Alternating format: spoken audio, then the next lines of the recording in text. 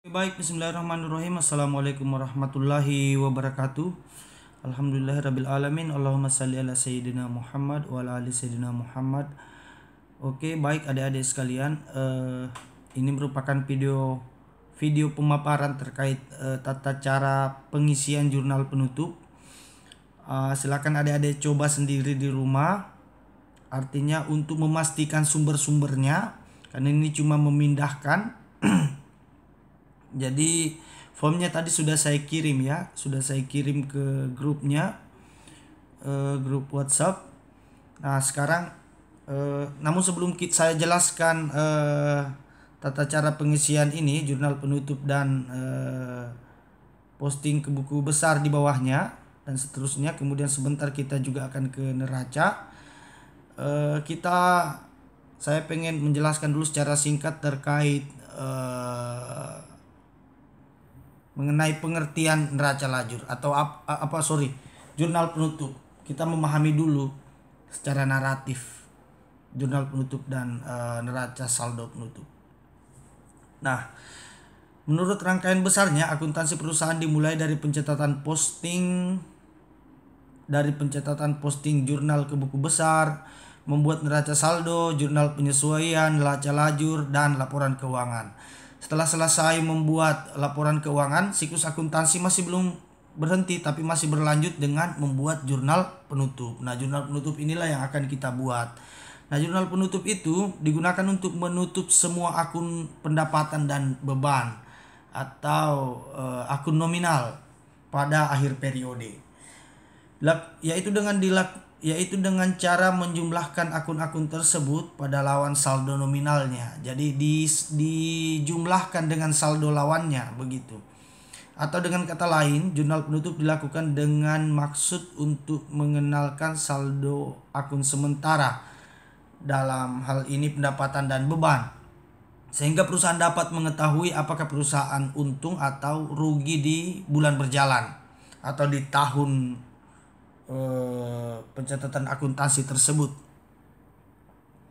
Nah, kita lihat di sini ya. Jurnal penutup adalah jurnal yang digunakan untuk menghilangkan saldo akun sementara agar dapat digunakan untuk transaksi akuntansi periode berikutnya. Jadi hal-hal yang sifatnya sementara seperti pendapatan di bulan itu kan berpotensi ke depan apakah pendapatannya berkurang karena banyak pengeluarannya ataukah justru bertambah. Jadi dia tidak tetap begitu. Artinya sifatnya sementara. Maka pada akhir periode, kita lanjut di sini ya. Maka pada akhir periode nilai kedua akun tersebut harus dijadikan 0. Pengambilan pribadi atau praif juga merupakan akun sementara yang harus ditutup pada akhir periode. Karena ini juga sifatnya sementara ya. Karena boleh jadi pengambilan pribadi itu bertambah atau justru tetap atau justru tidak ada. Begitu ya. Kita lihat tujuannya. Tujuan jurnal penutup atau fungsi jurnal penutup disusun yaitu pertama memisahkan transaksi akun pendapatan dan beban agar tidak bercampur dengan jumlah nominal dari pendapatan. Jadi dipisahkan antara pendapatan dengan bebannya biar tidak tercampur begitu. Di poin kedua, mampu menyediakan secara awal periode berikutnya saat setelah dilakukan jurnal penutupan. Jadi dengan dibuatnya neraca penutup itu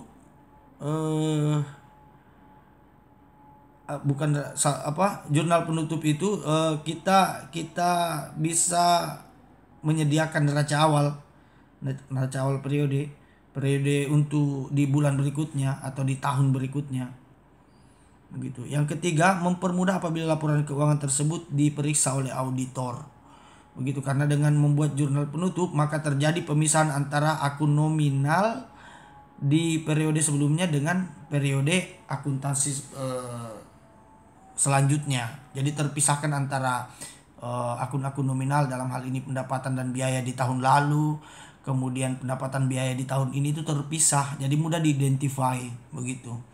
Kemudian yang terakhir, Yang keempat, untuk menyajikan informasi keuangan perusahaan yang sebenarnya setelah dilakukan penutupan buku atau jurnal penutup. Oke, untuk tidak berlama-lama silakan dibaca ini, nanti bisa saya share juga ini videonya, materinya.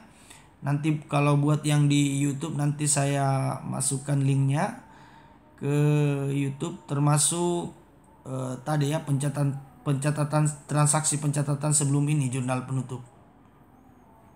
Oke, kita masuk ke sini. Nah, ini yang pertama, di sini ada pendapatan jasa usaha reparasi mobil. Jadi jumlahnya 11 juta. Ini diperoleh dari mana? Diperoleh dari sini ya. Kita lihat dari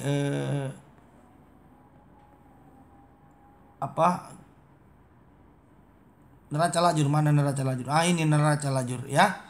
Kita ambil dari sini. Nah ini akun pendapatan. Nah, sementara akun biaya-biaya ini ada di sini dan seterusnya ke bawah. Akun biaya-biaya. Berarti kita sisa pindahkan saja ke sini.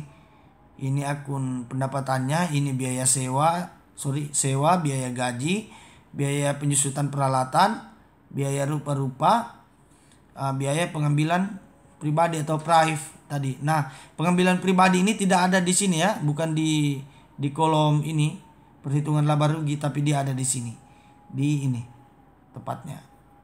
Oke, saya kira aman sampai di situ.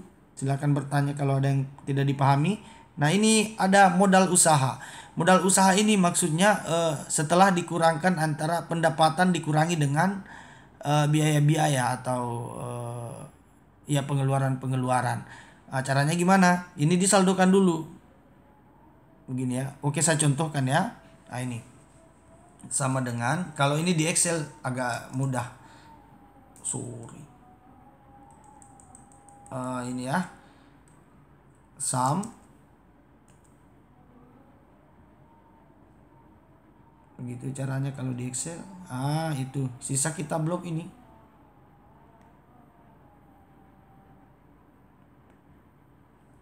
Jumlahnya 3.600.000. Nah, total pengeluarannya itu 3.650.000. Jadi sisa dikurangi dengan nilai itu menjadi pengurang dari pendapatan 11 juta dikurang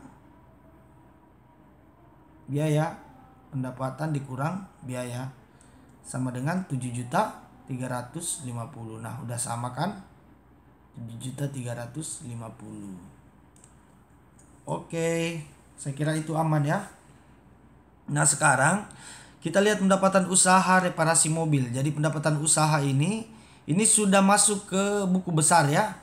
Kenapa harus membuat buku besar lagi? Karena kita barusan menjurnal. Berarti atas jurnal yang ditutup ini kemudian kita buatkan jurnal lagi.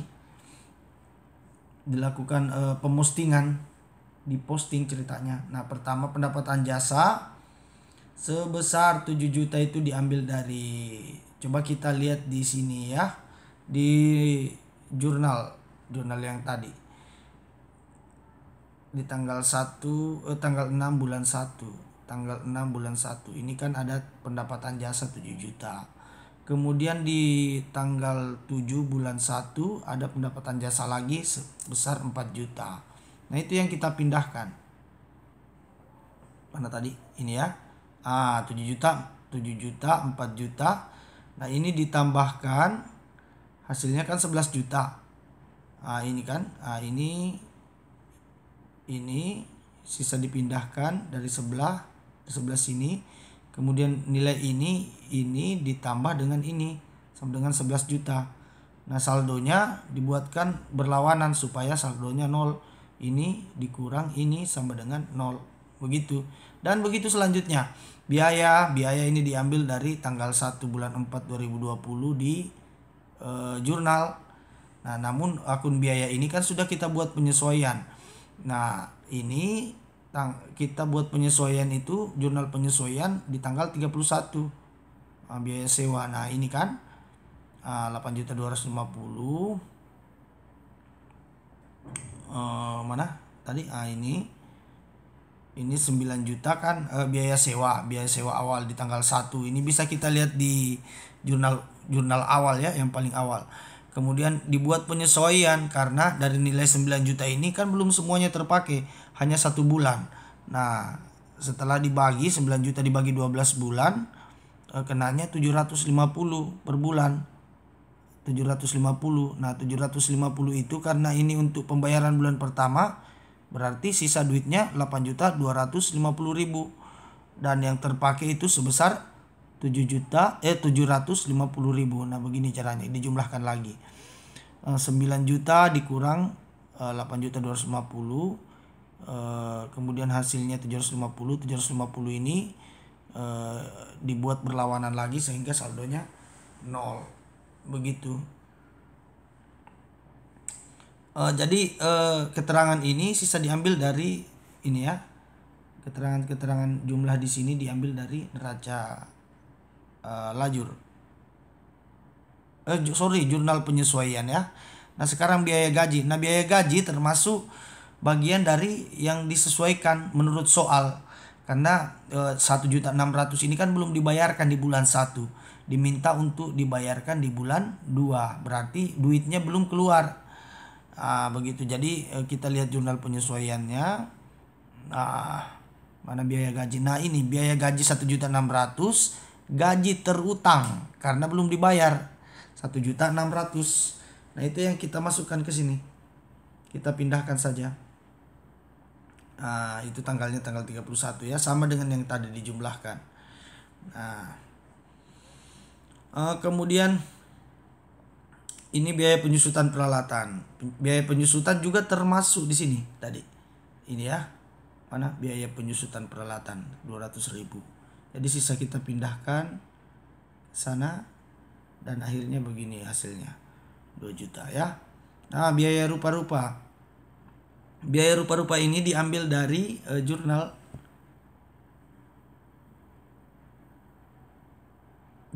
juga boleh. Kemudian di sini juga ada neraca lajur. Nah, itu biaya rupa-rupa kan ada di sini. 500.000 kan. Tapi kita harus lihat tanggalnya. Jadi lebih amannya nyarinya di sini. Jurnal biaya rupa-rupa mana ini? Tanggal 1 bulan 8 2020. Biaya rupa-rupa sebesar 500.000 di debit. Jadi kita lihat di situ. 500.000 di debit. Nah, itu kan. Nah, kemudian dibuat berbalas sehingga menjadi pengurang di sini saldo ininya. Oke. Sampai di situ. Kemudian kita lanjut lagi pengambilan pribadi atau prive ini ya. Pengambilan pribadi itu di tanggal 1 bisa kita lihat di jurnal tadi. Kemudian ini di tanggal 28 ternyata ada lagi pengambilan pribadinya 100.000. Kemudian dibuat berlawanan lagi dari saldo akhirnya ini. Ini 500 dipindahkan dari sini. Ini 600 ini ditambah ini sama dengan 600. Nah, 600 dibuat berlawanan sehingga 600 jadi 0, menjadi pengurang bagi dirinya. Nah, kalau modal usaha itu tidak dinolkan. Ini modal usaha ini modal yang diceritanya diperoleh ini kan di tanggal pertama di bulan 1 tanggal 1 Tuan Nuaiman kan menyetor duit. Ini bisa dilihat keterangannya di jurnal umum ini atau di soal pertama 50.000 sorry 50.000 di 50 juta dimasukkan Tuan Nuaiman ke perusahaan sebagai modal awal. Kemudian di tanggal 14 ditambah lagi 2 juta rupiah penambahan modal. Kita cek ya biar lebih cantik. Tanggal 1 dan tanggal 14. Ini tanggal 1, ini modalnya ditambah 50 juta, kemudian di tanggal 14 modalnya juga ditambah 2 juta. Itu ya. Nah, setelah itu ini. Nah, pertanyaannya di tanggal 31 ini dari mana nilai 7.950 ini? 7.950 ini adalah yang menambah modal. Yang menambah modal. Nah, di sini kita lihat di neraca lajur. Itu keuntungan yang kita dapatkan, laba bersih. Tapi kalau posisinya negatif, dia harus berlawanan ya. Dia justru mengurangi, tidak menambah. Jadi kalau dia minus atau rugi, dia posisinya di sini. Tapi kalau posisinya plus begini atau artinya untung, dia dipasang di sini.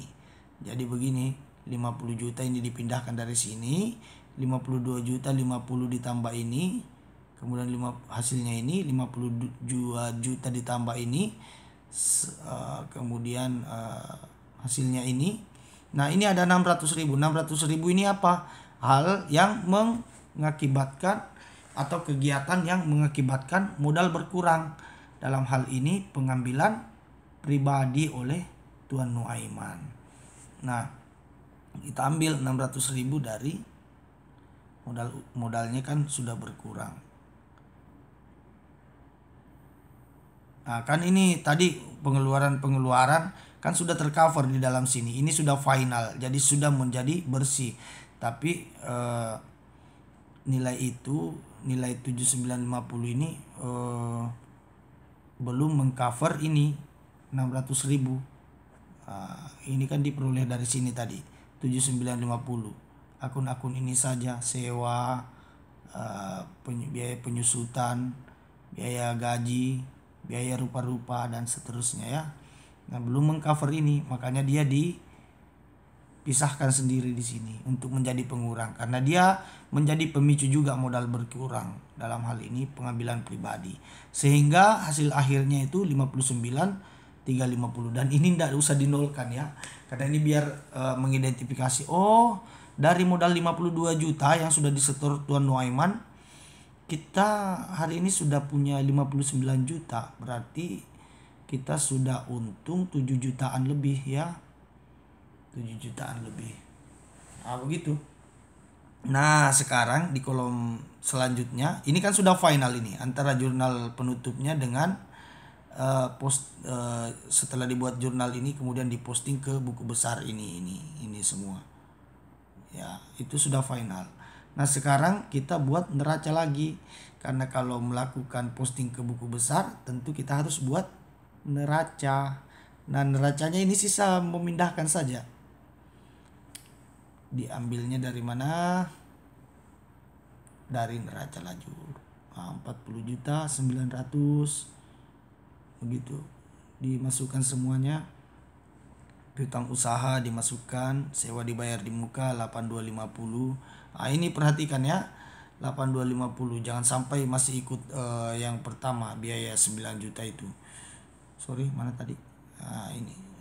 Peralatan ada 20 juta dan atas peralatan itu sudah disusutkan 2 juta untuk di bulan pertama.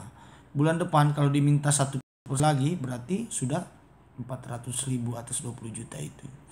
Kemudian hutang kita ambil dari ini juga neraca lajur, hutang usaha. Ini ya. Hutang usaha itu sebesar 10 juta.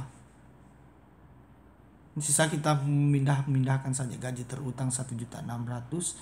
Kemudian modal usaha 59.350 dari mana? Dari sini tadi. 59.350 dari jurnal yang sudah ditutup. Dan harus balance ya. Kalau tidak balance berarti ada kesalahan. Silakan dicek di sebelahnya. 70.950.000 dan 70.950.000. Nah, itu dia pemaparan materinya untuk jurnal penutup, kemudian diposting ke buku besar dan dialihkan ke neraca kembali. Saya kira cukup adik-adik sekalian. Kalau ada yang pengen ditanyakan silakan bertanya. Ini akan saya upload di Classroom-nya materinya, dan saya tunggu pertanyaannya ya. Minggu depan kita lanjutkan ke sini, neraca saldo setelah penutupan dan jurnal pembalik. Oke, saya kira cukup. Mohon maaf bila ada kekurangan, salah dan khilaf. Selamat menunaikan ibadah puasa. Minallahi musta'an wa lahi tiklan. Assalamualaikum warahmatullahi wabarakatuh.